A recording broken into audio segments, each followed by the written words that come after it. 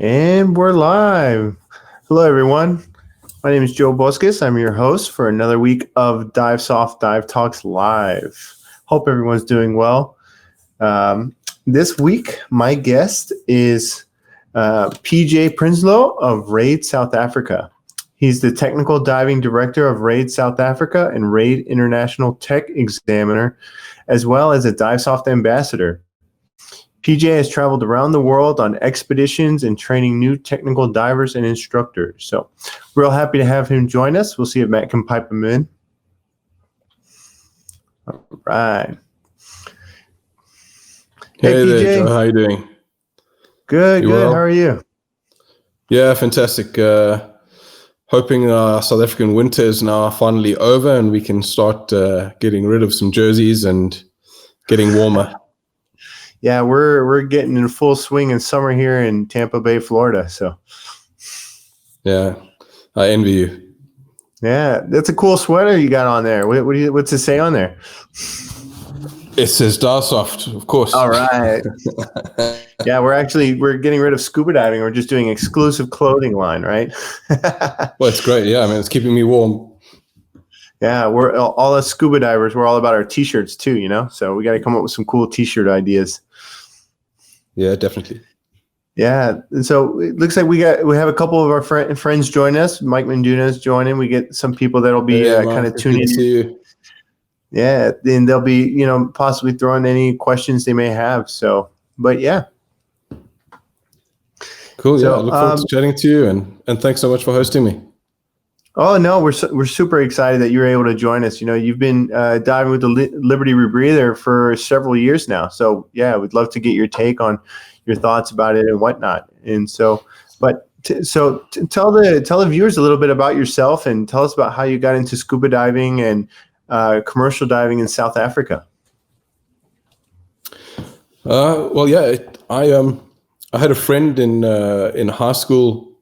Who had a commercial diving business, and when I finished school, I spent a month, maybe 2 months working in an office, and I said, no, this is just not for me. So I reached out to this mate of mine in Namibia, and he said, no, well, let's get you trained up as a commercial diver and come and work for me. So that was how it started. I had no experience diving whatsoever, had no idea what I was getting myself into. But I fell in love. The moment I had my head underwater, even without a mask on, in icy cold Cape Town waters, I was hooked. There was no turning back for me.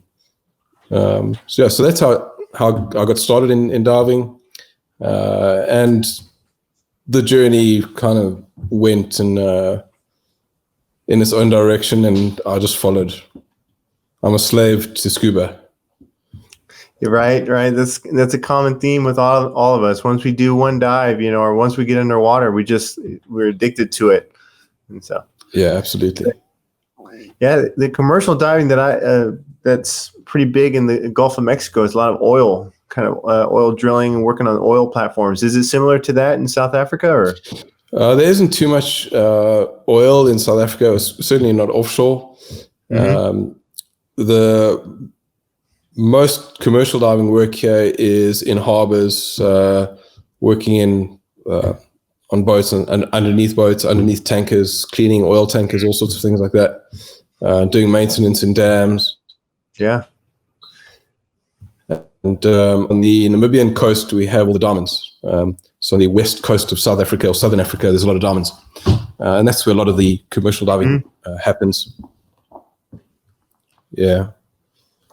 Oh, cool. I never knew that. So I know, but I do know that like working underneath, like on ships and vessels, especially those big oil tankers, it can be kind of hairy sometimes, Yeah, it is. It can be hairy, and people don't realize how black the water is. If you think about how dark it is in a cave without any lights, it's pretty much the same thing. You can't see anything. It's really mucky down there. Oh, I bet. I always joke that you can't even see your mask when you're wearing it. So, yeah, exactly.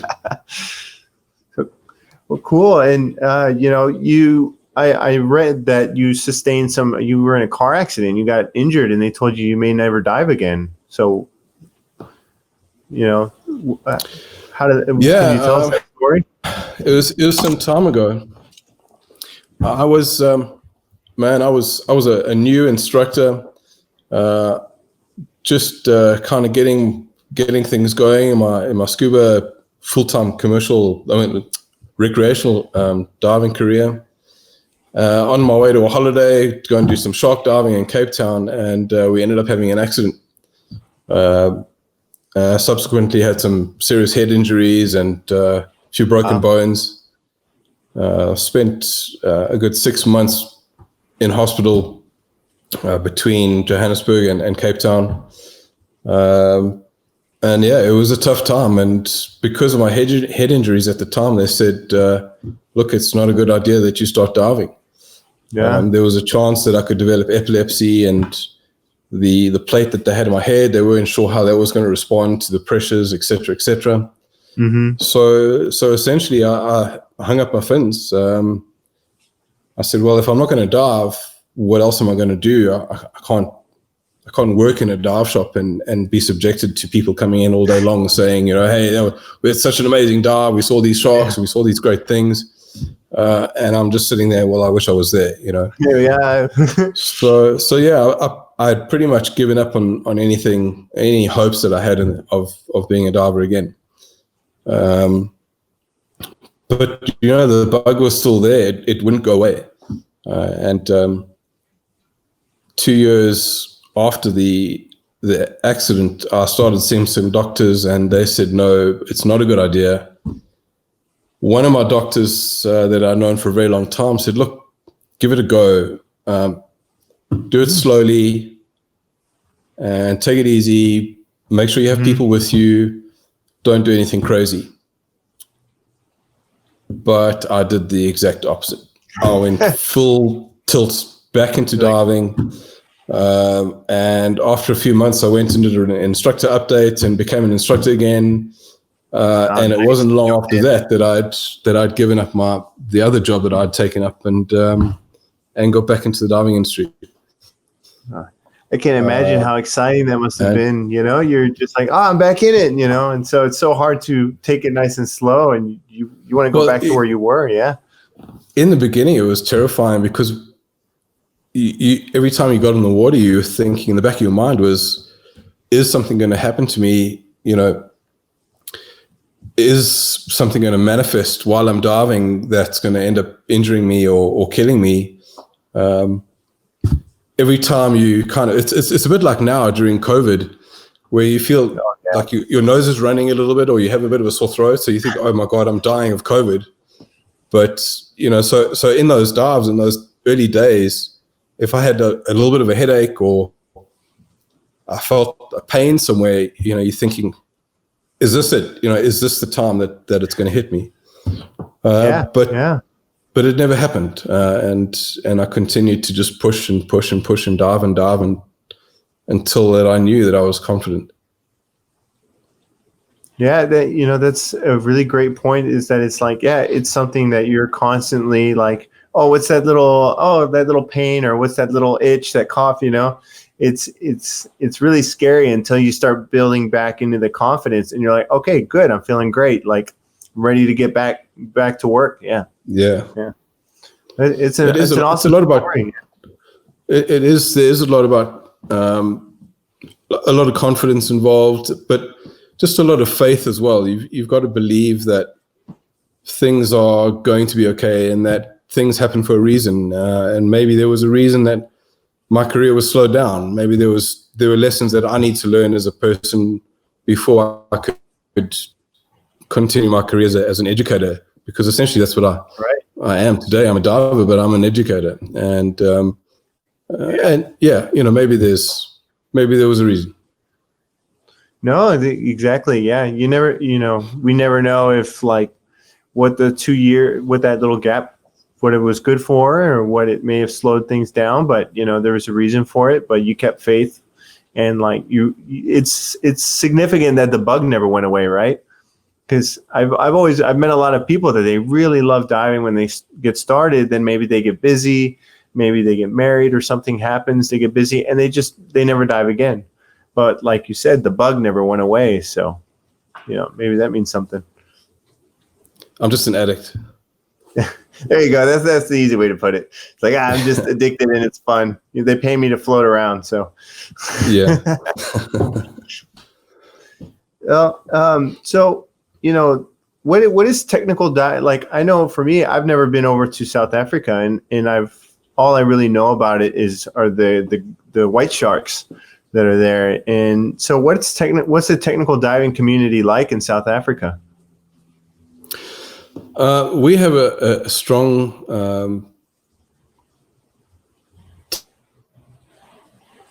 technical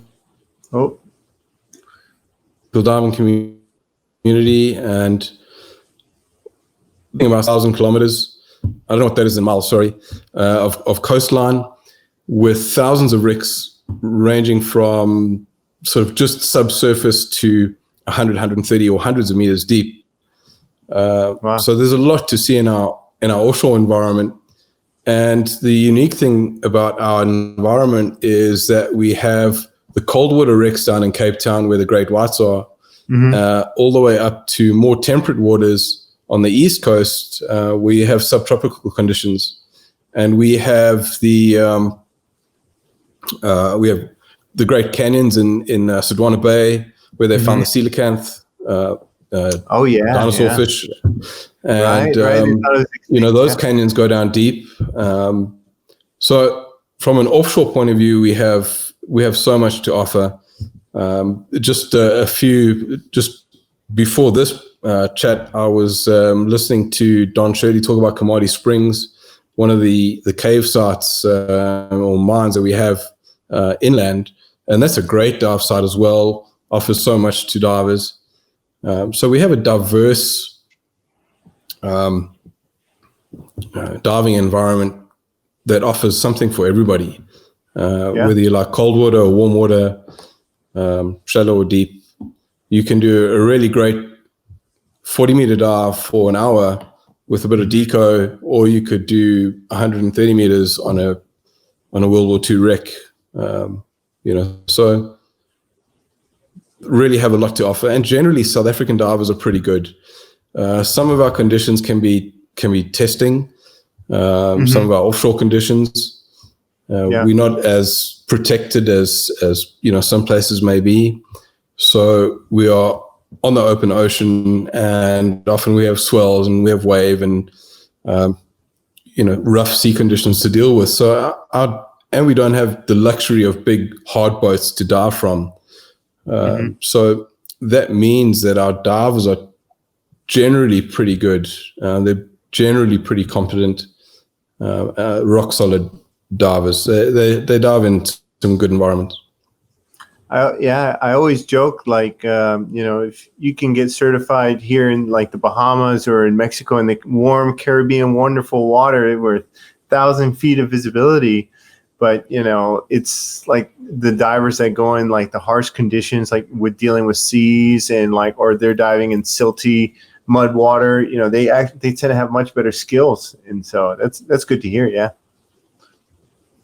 Yeah, definitely. I mean, someone that comes from calm waters is going to take us some adjusting to get familiar with more with rougher conditions. Whereas someone vice versa, it's it's a bit easier the other way around. It's and then Bozeman's Gate is in South Africa, correct? Yeah, that's right. Mm-hmm. That's another really interesting cave. Certainly very interesting, and again very challenging. It's a challenging dive to do from just from a logistics point of view. It's you've got to take everything there with you. You've got a 100-meter sheer rock face to get all your gear down. It's certainly not an easy dive to do by any means. No, not at all. And it's speaking of logistics and whatnot, in the so is there a lot of like kind of recent expeditions that you've been working on? I know that you worked or dove or participated on the Gozo about Gozo Island and the Phoenician Shipwreck. Can you tell us kind of about those expeditions? Looks like the connection's kind of lagging a little bit. I hope everybody can just bear with us. It's raining pretty hard. Yeah.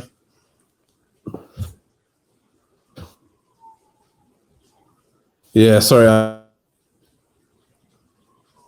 I missed that question, Joe. Oh, the question. So, tell us a little bit about kind of some of the expeditions that you've worked on. I know you dove on the Phoenician Shipwreck and Gozos Island. Can you tell us a little bit about that? And just kind of the experience with working with an ancient shipwreck. Yeah, it's really is something special, and if I never get to do another expedition again, I would be content. It is a special sight to see, to go down there and see that history. Is certainly one of the most memorable things in my diving career. It's a special project to be a part of with a really special team, a team from around the world, and just a great bunch of guys, great divers, and I'm looking forward to getting back there. Hopefully, God willing, I'll be able to travel there in about a month's time, so I can get back on the project. It's interesting in so many different aspects. The history is really interesting, but just from a diver's point of view, to be down there and doing that work at depth is no doubt challenging, but yet it is so rewarding when you're digging through the sand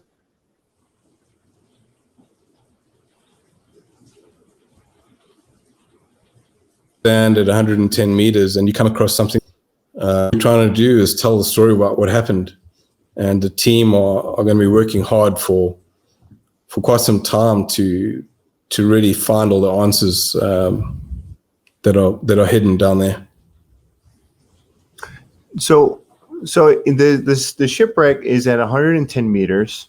So specifically, kind of like, what's your role on these expeditions? So are you kind of focusing on taking photographs? Are you doing any of the work laying the line for the excavation, or what's your role in it?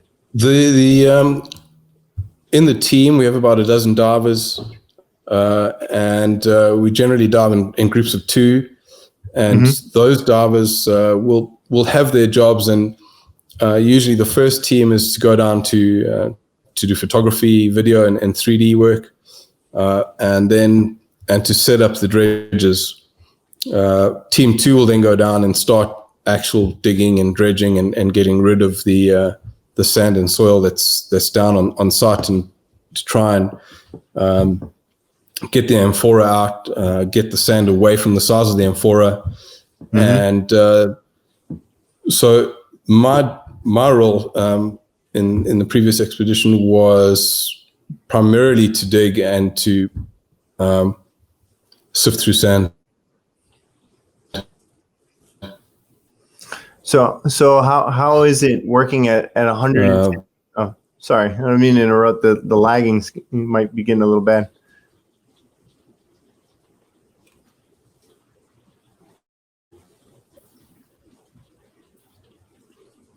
Yeah, I'm just a laborer. Yeah. I always joke that NASA, we were underwater monkeys, Yeah, there's a bit of working at working at depth isn't easy, and it certainly has multiple challenges. But the thing is that, particularly on this project, the deeper you go, the less time you have really. Every minute down there is another 20 minutes of deco. So as soon as you get down there, nothing else matters. Right. You just get onto the wreck side, and every single second counts. So you get down there and you start working straight away. And when it's time to leave, it's time to go, because there's no time to sit around at the bottom, bumbling around the bottom of the ocean and racking up deco obligation. So it's difficult to really say what it actually is like, what it feels like, because you're so focused. When you get there, you have a job at hand, and you go down and you just do the best that you can in the time that you have. So it's definitely, I think the first couple of dives are kind of level you, get you set up, but soon, once you're in the rhythm and you everyone is, has their job and has their role, and once you're familiar and comfortable in your role, everything becomes easier. And it's like anything in life, the more you do it, the easier it gets. Yeah. Now, these are like, I know, for example, in kind of diving operations, like it's almost like a big ballet. You have usually the supervisor or the diving safety officer. He's just kind of coordinating everything on the decks with the times and everything. And if one person has a problem, or if one thing takes a little bit longer, it kind of pushes everything on the schedule. Is it pretty similar to this? Yeah, definitely. We have, we have timekeepers on the surface that are telling us, okay, guys, you got 5 minutes left. You have 2 minutes left, or you jump in the water and you stand there and you float in the water and you wait until it's time to go. So that when it's time to go, you go immediately. The idea is that there's no wasted time down there. So as team 2 or 3 finishes, the next team comes down and passes them sort of on the way to the bottom, right, and continues to work. So that there's very little wasted time that the machinery is running, that people are hanging around in the water doing nothing.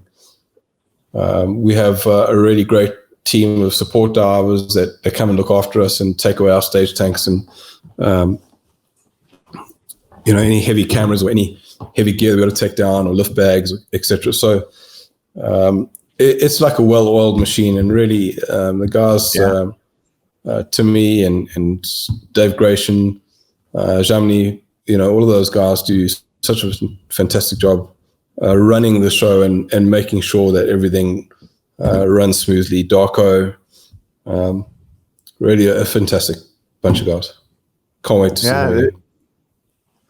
It's really impressive. I think a lot of these kind of expeditions and whatnot, and we have a short video that we're going to try and show too. That kind of it it shows the amount of effort of kind of the diving, and then you have an ROV, or not an ROV, a submarine there diving with you too. And so, which I think that's got to be its own wild experience.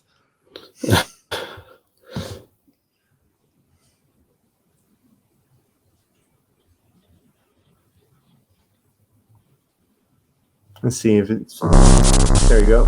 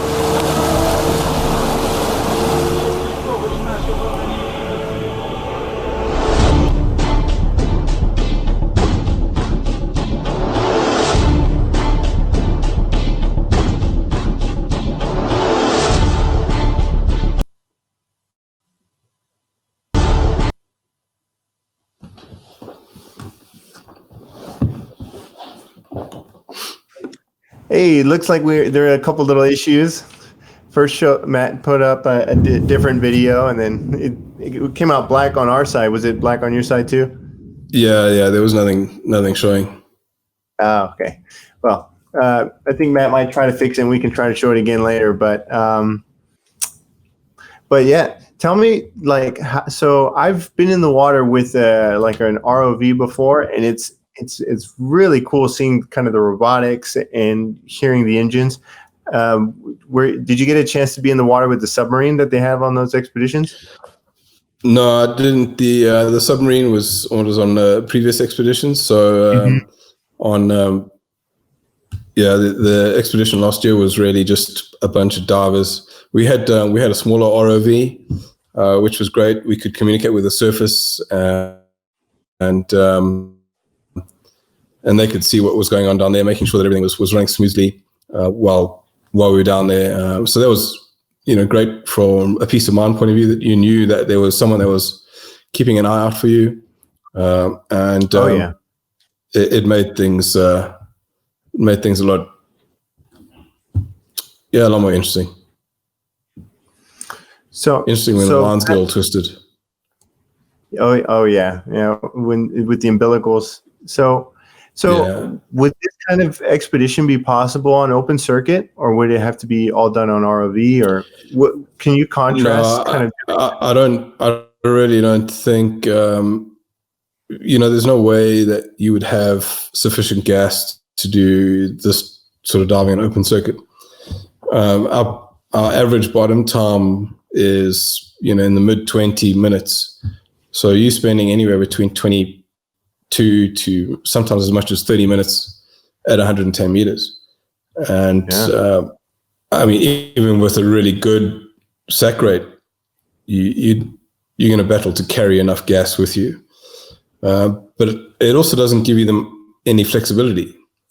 Right. If you're on open circuit, when you reach your tent pressure, then you need to leave, regardless of what the time is. So if you battle to get down and you're breathing hard and you're wasting gas, that eats away into your precious bottom time, which means that you can't be effective at your job. Whereas on the Rebreather, we don't really have that limitation. You certainly are limited, by your scrubber time and by your, the amount of gas that you're carrying. But for the most part, it's much easier to execute that kind of dive and have the freedom and flexibility to say, look, we're really making progress here, so I'm not going to go up at 22 minutes. I'm going to stay for another 2 or 3 minutes, or stay for another 5 minutes. And it doesn't affect the gas that the allowable gas that you have, or the gas that you have available. And when you're on deco, you can just do your deco without having to worry about whether or not you're running low on deco gas, or any of those other potential problems. Yeah, the Rebreather is an excellent tool for just basically buying time. I always, especially like when it comes to this kind of diving or even cave diving, you have that range that you've planned for on the CCR, and now the time pressures are minimized compared to open circuit. Correct. Yeah. Obviously Rebreather has its own challenges, but certainly from an efficiency point of view, it's an amazing tool to get the job done. I certainly couldn't imagine doing any deep dives on open circuit anymore. It wouldn't. Firstly, it'd be too expensive, and secondly, it's there's that time pressure which you don't have on the Rebreather. Yeah, and you've had your Liberty for kind of a couple of years now, and you also dove on the Inspiration. And so how are you liking the changes, and how the equipment has kind of grown over time? Well, one thing that I can say that I love about my Liberty, and is testament to Divesoft really, because every time I see a new machine, I see an improvement. Whether it's a small thing or just a new accessory, you guys don't sit by and twiddle your thumbs. You guys, you do the job and you innovate. And for me, that's really exciting, and it's really exciting to be, working with Divesoft. I love the product.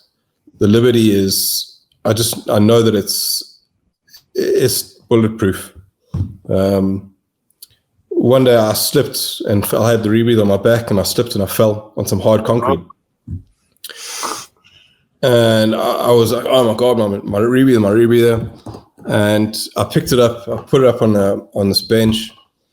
First of all, I couldn't see any visible marks on it, but I immediately switched it on and did a pre-dive check, and I checked the electronics, and I did a pressure test and everything, and nothing had changed. And for me, if I'm doing any expedition diving, that's the kind of reliability that I'm looking for in a piece of equipment. It's got to be robust, and I can't afford to be, 5,000 miles from home and have a problem that I can't solve, or have something that I can't rely on. So certainly that's one of my favorite things so far about the Liberty is really the reliability and the fact that it's practically bulletproof. I think that you guys secretly put Kevlar into the plastics. Yeah, I know that, like me, I'm terrified if anything drops or anything breaks, so I can't imagine slipping with it. It's just like, oh man. Yeah, I couldn't move my leg much afterwards, but my rebreather was fine. Oh, okay, good. All right then. Yeah. Well, and you've worked with training agencies like TDI, and now you're working with RAID. How's been kind of your growth through training agent or with RAID? RAID's been really an exciting journey. It's I'm super proud to be associated with them, and they're innovative and are not happy to just sit by and say, well, that's how things have always been done, so we're going to continue to do things like that. Mm-hmm. My buddy Paul, and he's a fantastic diver and a great guy, but really he's a visionary when it comes to the scuba industry, and he's not afraid to stand up and say, guys, I don't think that this should be done like this anymore. It has to change. Right. So it's exciting to be a part of that change as well, and I hope in some way I've managed to contribute to the agency and its growth, because I really believe that we have some good things going. Yeah, we had Paul on a couple weeks ago, and yeah, he has a lot of energy, and so it's really great, seeing, like you said, like the innovation behind RAID and kind of their vision of what they want to accomplish. And so, we, at least at Divesoft, a lot of the philosophy is towards innovating and, kind of getting away from, oh, that's the way it's always been done before, but, trying to rethinking old ideas. Yeah, absolutely. Change is everything. Innovation is everything. We can't stay stagnant and expect everything else to change around us. We need to be the change. Yeah, I mean, it's really going to be very interesting to see if with the way that we've had changes with the COVID and whatnot, and how that will affect the diving industry, the way that we do trade shows, the way that we're teaching. I know that a lot of people in the diving industry were already teaching a lot online. And so now it seems like, there's going to be a little bit more of that and more online based discussion. And so how that will change, how that will impact the way that people teach courses, it'll be interesting to see how that goes. Hi there. Yeah, certainly. It's the way that we do things is going to change. There's no doubt, and whether or not it's temporary, I guess we'll wait and see. Mm-hmm. But the transfer of knowledge, whether it happens online or whether it happens in person, as long as it takes place. The difficult part really is going to be the diving part. Many regions in the world are still not underwater, and that's where you learn. So I think we're all kind of waiting with bated breath to see when this is all going to be over and how it's going to affect our lives as scuba educators.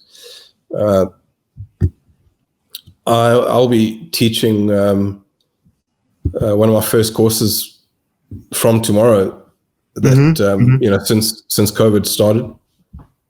And already there's things that I know that I'm going to have to do differently. Right. And we can't sit back and say, well, I've been in quarantine for 3 months and anyone else has been in quarantine for 3 months. So we're all fine, we're all good. It's not about that. We need to be cautious for now until we know what's going on. We need to disinfect our gear and just be smart. There's no, I'm not going to go and do a cave dive and take a chance. Right. I know of a number of divers that have unfortunately got corona and are in a really bad place. And some of those guys can't dive anymore. I heard a couple of days ago about a friend of mine who has to stop diving. His lungs were so badly affected that he can't continue. His doctors have instructed him to never ever dive again. So that's incredible. Yeah. It's really scary, and I'm not going to do a difficult tech dive and take chances, and I'm not going to let us something like doing small things like sanitizing or keeping myself socially distant. I'm not going to make mistakes on those small little things, right? And it ends up being a massive adjustment to my life. So yeah, do the small things and hopefully we all come out the other side. Yeah, if you're not willing to do the small things, the easy things, then how could you expect to, be able to do kind of big things more important, and like you said, the mental aspect of being in quarantine for 3 months and then jumping back in and doing the kind of diving you were doing right before. How do you prepare that mental aspect of doing technical diving? How do you get back into it, kind of slowly, especially with teaching? Well, I had a bit of a soft introduction back into teaching. A couple of weeks ago, I started doing some pool work and did some work helping a Sidemount student, just doing some fine tuning, and it gave me the opportunity to spend some time in the water, doing my own fine tuning. So in the last couple of weeks, I've done a number of pool sessions. I've done a pool session on single.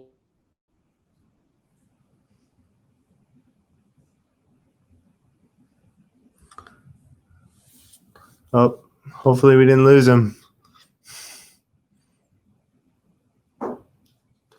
All right. Looks like we may have lost the connection on that. Yeah, but PJ was bringing up some really interesting points with. Oh, there you are. Okay, it looks like we started losing you for a second. Yeah, I'm back. Yeah, you're back. No, but you're saying, kind of the pool sessions are really good at kind of warming back up. I know for me, I'm just desperate to even just go swim in a pool just to kind of get back into the water. And then are you kind of jumping in, strapping in doubles right off the bat, or do you kind of go back to basics and then build up again? No, the first session I did was in a single tank backplane wing. And then I went to doubles, and then I went to side mount. And over the course of the next week, once I've done a few hours on the water and on open circuit, I'll start jumping back on my unit, and I'll be diving on my Liberty by the end of next week. So yeah, definitely take it slow. There's really nothing down there that's worth taking chances with. So, take it easy. I'm here for a good time, not a long time. Right, exactly. Yeah. We want to be diving for, we want to be diving for a long time, and don't worry, it's wet rocks. It'll still be there. Right. And so, yeah, they're not going anywhere. Yeah, they're not going anywhere. And so, but And it's really important to really kind of slow yourself down, and because people are so eager to. They've been locked in their house. They've just been kind of, you can only play board games or do so much online. People are just itching to go back, and they can jump into the same kind of rough conditions that they're used to. But doesn't matter how much technical diving background you have or things you've done. It's always good to go back to the basics and build up again. Yeah, absolutely. Yeah, it's not worth taking any chances. So you also have your Sidemount Liberty. So how long have you had the Sidemount unit, and what are your thoughts on the Sidemount unit?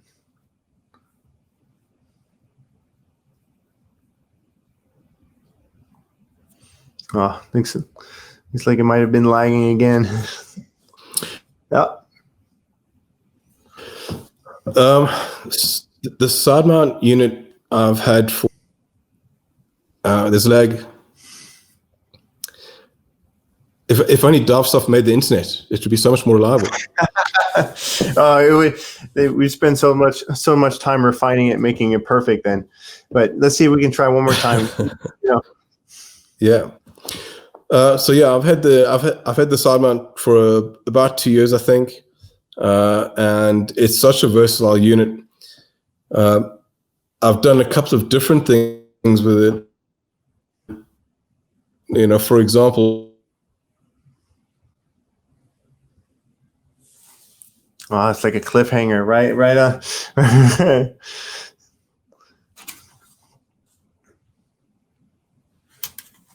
All right. So, yeah, so using the Sidemount Rebreather, it's taking everything that I love about Rebreather and everything I love about Sidemount and putting it together. It's like the perfect marriage. It's like the two are meant to be together. So it's definitely, if I could, I probably would dive the Sidemount all of the time. And the other aspect of the Sidemount is its ability to be used as a bailout rebreather. So that is a whole other. It's pioneering in many senses. The design of the unit is so well suited to being a bailout rebreather. Many of the other systems are a lot more cumbersome, and they, not as compact and all in one as the Liberty. So yeah, it's well suited for that kind of use. Yeah, I think we're really kind of getting into the beginning of the a more mainstream bailout rebreather, and so it's going to be really exciting to see how we come up with, or how folks start utilizing the bailout rebreather and kind of where the direction of where that goes. So yeah, it's definitely going to be super interesting, and again, something that I'm watching with eagle eyes to see how everyone's doing it, and it's so new, and there's so much that we need to learn still, and with everybody out there that's trying all these different things, hopefully we can learn from everybody, and hopefully soon it's all I'm carrying is rebreathers. Yeah. I think that's where the future is going to go too, and so the bailout rebreather is going to make the logistics so much better and so much easier to be able to work. And it's not going to be, going, to really profound depths, like, 200 meters deeper, but really being able to work in deep, but like say the 100 meters, instead of carrying 3 cylinders, you have the bailout Liberty. Yeah. And so it basically, it expands the work envelope of what we can access, more effectively. So it's going to be really cool. Yeah, definitely.